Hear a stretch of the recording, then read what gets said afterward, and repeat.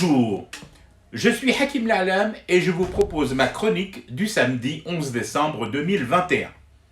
Elle s'intitule « Le summum de la sidération ». Je savais l'hypocrisie sans fond chez l'homme. Je la découvre plus immense encore, abyssale.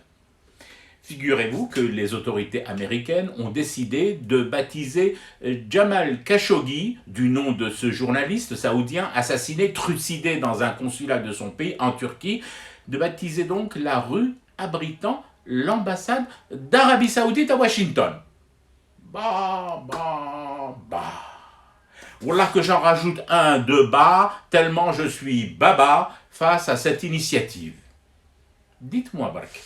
Les Américains, ils pensent sincèrement que ça va perturber son sommeil à MBS, cette décision de baptiser ainsi une rue de leur capitale, celle où crèchent les diplomates saoudiens? Vous êtes sérieux, les Yankees?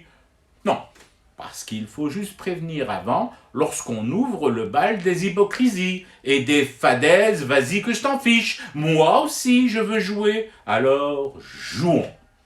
Et pourquoi ne pas inviter MBS à la rebaptisation de cette rue du nom de Khashoggi?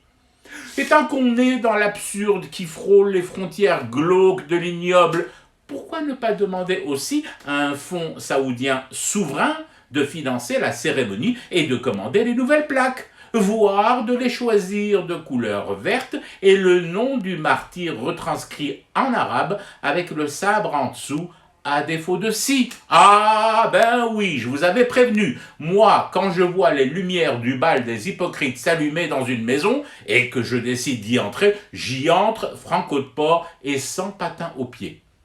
C'est-à-dire que toute la planète, surtout la partie de la planète qui compte, et qui compte les sous saoudiens, c'est qui a assassiné le journaliste. Et c'est tout ce que l'on a trouvé pour honorer sa mémoire. Donner son nom à la rue des Bouchers. Je trouve tout de même que ça manque d'élégance. Et oui, deux invités de marque, au moins, manquent forcément à cette cérémonie de baptisation. Quels invités de marque? Allez, je vous donne au moins les marques. Black & Decker et Bosch. Je fume du thé et je reste sidéré devant ce cauchemar qui continue. C'était Hakim La'alam, je vous retrouve demain pour une autre chronique et une autre façon de dire son amour à l'Algérie.